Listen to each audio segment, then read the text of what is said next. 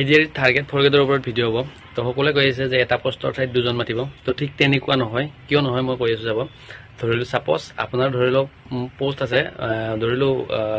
100টা post আছে তাৰ এগেইনষ্টত আপোনাৰ 1:2 হলে আপোনাৰ 200 জন ষ্টুডেন্ট মাতিব লাগে 200 জন ক্যান্ডিডেট মাতিব লাগে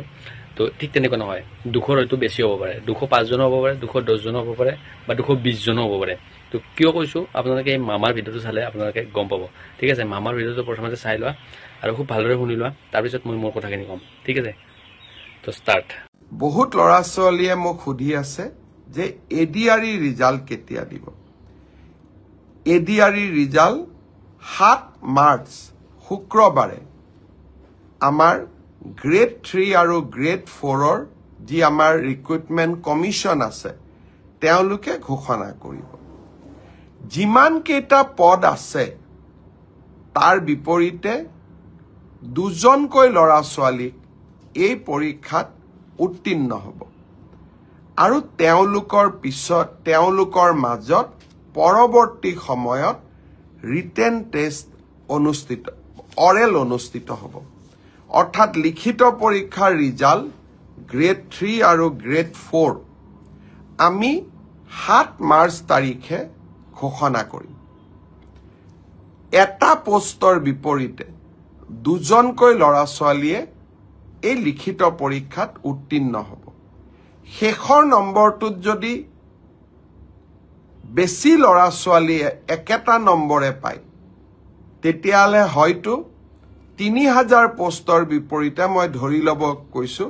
6000 লৰা ছোৱালী পাছ কৰিব লাগে কিন্তু একেটা নম্বৰ যদি বহু পৰীক্ষাৰ্থীয়ে লাভ কৰে তেতিয়া হলে একে নম্বৰ পোৱা লৰা ছোৱালী সকলেও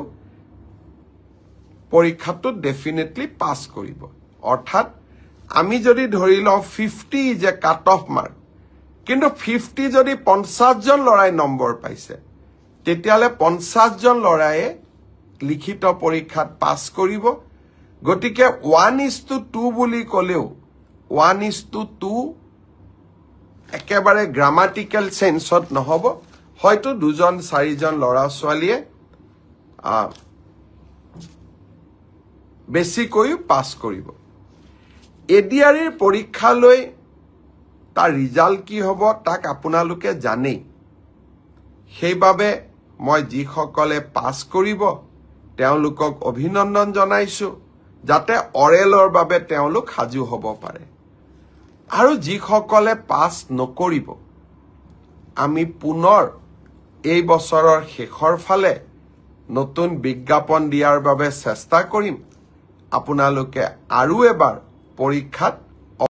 তো মামাই কোৱা কথাখিনি বুজি পালে চাগে তো এটা পোষ্টৰ ঠাইত দুজন নহয় বুজি পালে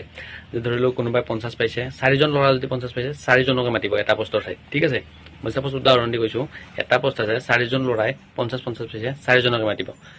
কিন্তু এনেকুৱা নহয় যে এটা পোষ্টৰ এগেইনষ্টত এজন মাতিব ঠিক আছে মই কি কৈছো চাব যদি কোনোবা লৰা ধৰিলো মানে 1:2 বুলি কৈছে মানে দুজন মাতিবই দুজনৰ ঠিক কম নহয় এজন নহয় বা 1.5 নহয় দুটাৰ ওপৰত হ'ব বুজি পালে মানে ধৰিলো কাকো মানে ধৰিলো এনেকুৱা নকৰে যে দুৰ্ভগীয়া নকৰে ঠিক আছে যাৰ যোগ্যতা আছে হি পাবই মৌখিকভাৱে আপোনালোকে সেইকাৰণে ভালদৰে প্ৰিপাৰেচন চলাই যাব লাগিব যি গতিকে 1:2 মানে এটা পোষ্টৰ এগেইনষ্টত দুজন ক্যান্ডিডেট নহয় দুজনৰ থেকে বেছি হ'ব পাৰে হয়তো মানে সাপোজ এনেকুৱা হ'ব পাৰে যে 100টা পোষ্টৰ এগেইনষ্টত 200 জন মাতিব লাগিছিল 200 জনৰ ঠাইত হয়তো 205 জন ইমানো বেছি নহয় যে 300 জন হ'ব এনেকুৱা নহয় হয়তো 205 জন বা 210 জন বা 220 জন ঠিক এনেকুৱা হয়তো কম পৰিমাণে বেছি হ'ব দুটাৰ থেকে অকমান বেছি হ'ব ঠিক এনেকুৱা আৰু আপোনালোকে আশা কৰিছো মই কি ক'ব বিচাৰিছো আপোনালোকে বুজি পাইছে সেই কাৰণে খুব ভালদৰে আপোনালোকে প্ৰিপাৰেচন চলাওক আৰু যাতে অৰেল দিব যাওঁতে আপোনালোকে খুব ভালদৰে মানে তাত যিখিনি প্ৰশ্ন সুধিব তাৰ উত্তৰটো খুব ভালদৰে দিব পাৰে আৰু নিজৰ আচাৰ ব্যৱহাৰখিনি মেইন গতিকে নিজৰ আচাৰ ব্যৱহাৰখিনি তাত যাতে ভালদৰে আপোনালোকে দেখুৱায় আৰু বাকী সকলোকে বেষ্ট অফ লাক থাকিল তো ভাই তৰফৰ পৰা আৰু আশা কৰো ভিডিঅ'টোৰ আপডেট পাই আপোনালোকে ভাল পাইছে আৰু সকলোৱে সুধি আছিল যে 1:2 মানে এটাৰ ঠাইত দুটা নেকি তো এটা ঠাইত দুটা নহয় আপোনালোকে বুজি পালে হয়তো অকমান বেছি হ'ব পাৰে কিন্তু কম নহয় ঠিক আছে তো